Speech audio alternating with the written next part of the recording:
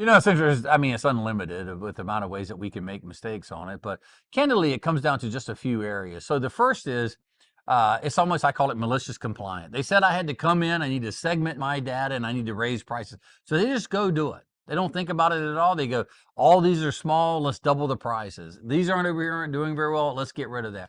It will not work. I assure you, you're going to have to slow down, pause, try a few things. Some will work better than others. Those that do work, do more of that. What's not working, let's stop that, right? So it takes that thinking, it takes that ability to take a couple of steps forward, understand what happens, pivot, and then go to the next piece.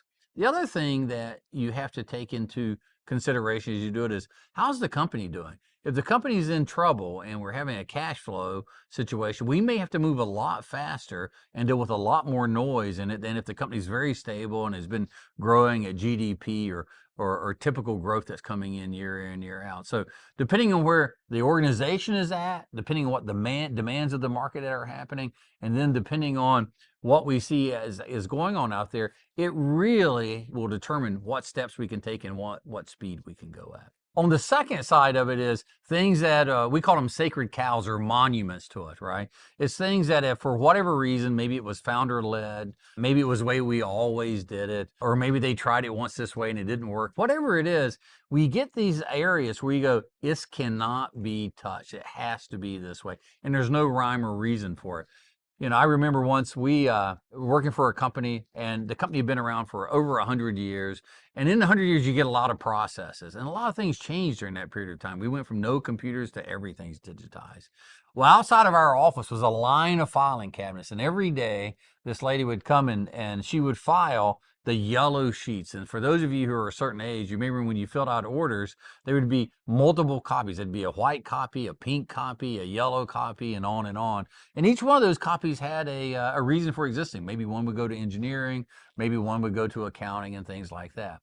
Well, we had all those documents. Now think about it. Today, most orders don't even get written down anymore. They're electronic. They may even come in over the internet. You don't even see them. Well, we still wrote out every one of those, and we would take that back copy in yellow and we would go and it was filed, right? And this line of filing cabinets is stretching out in front of our office. It kind of went all the way down the hall, and there was literally 100 years worth of documents in that piece. And I remember talking to a lady when I go, why do you do that? She goes, well, this is how we do it, right? It took a person full time filing this thing.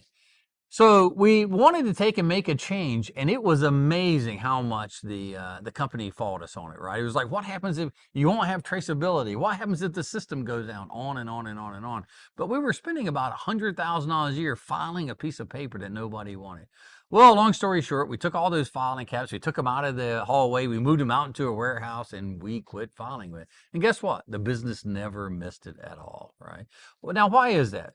You know, maybe 20 years ago it was important, but today we have things stored on the cloud, we have it backed up, we have it back. It's actually more secure today than it ever was when it was a written document, because it's backed up in multiple sites around the world, both in digital form and in a way that you download it and on tape off of it. So it's those kind of changes that you'll find when you go into an organization that we keep doing it this way. Nobody knows why anymore, but it was always done that way. It is actually a little scary as the leader. You're going to walk in and you think, I'm going to ask them not to file that yellow paper. What if I'm wrong?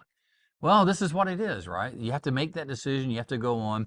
Try not to bet the company decisions all at once, though, right? Maybe you don't file that for a little while. Maybe you just save it on the side. See what happens. See if one's actually using it. Get people together. Ask them, does anyone actually use it? When's the last time it was actually looked at, right? Don't make the decision in a vacuum. But as the leader, if you're going to take your company and your team to the future, you're going to have to give up some of the things you were doing in the past. You just can't afford to keep them. You make those obvious ones. Maybe we don't need documents like that anymore, but be prepared. Sometimes you're going to get it wrong. You'll have to go back and do it over. But stay strong. You'll absolutely get there. Most of the things are pretty obvious what needs to happen.